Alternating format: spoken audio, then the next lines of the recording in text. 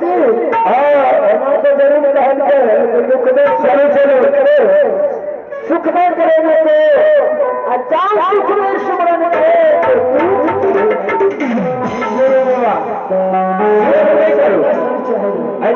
समय नहीं है जल्दी चल नहीं गुरु बाबा ये कहना है कि आप अपने हमारा यह रूप बना दियो कि बहन के द्वार पर देवे तो हमारा बहन नहीं पहचाने जोगिया के रूप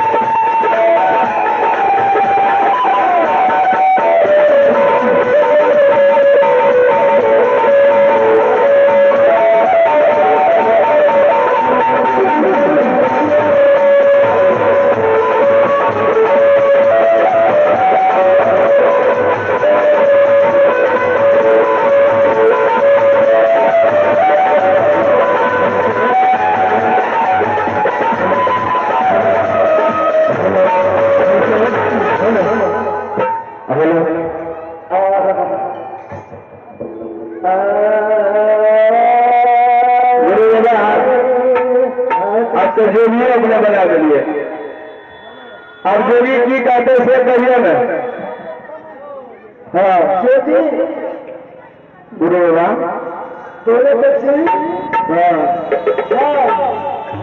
जोगी के कारण भागवा ना। हाँ आप तो वही करिए के जा सके जा सके कहीं के द्वार वाली जो है तो आप क्या बहन नहीं चिंता मैं चिंता क्या चिंता जोगी को भी कहे हम नहीं चिंता। चलो ठीक है चलो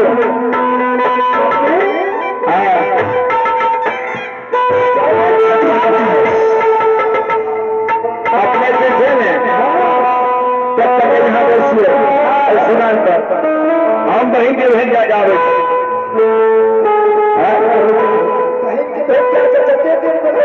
ठीक है जय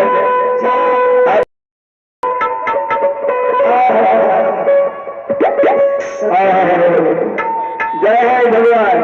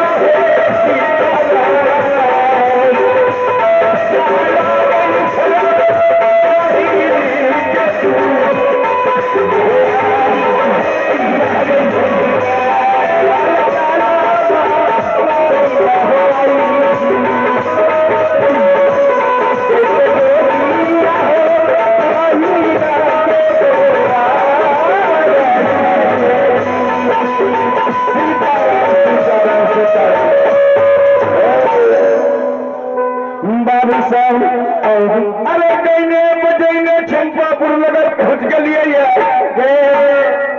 चंपापुर नगर है यहाँ हमारे बहन के द्वार बाबू साहब बहन के द्वार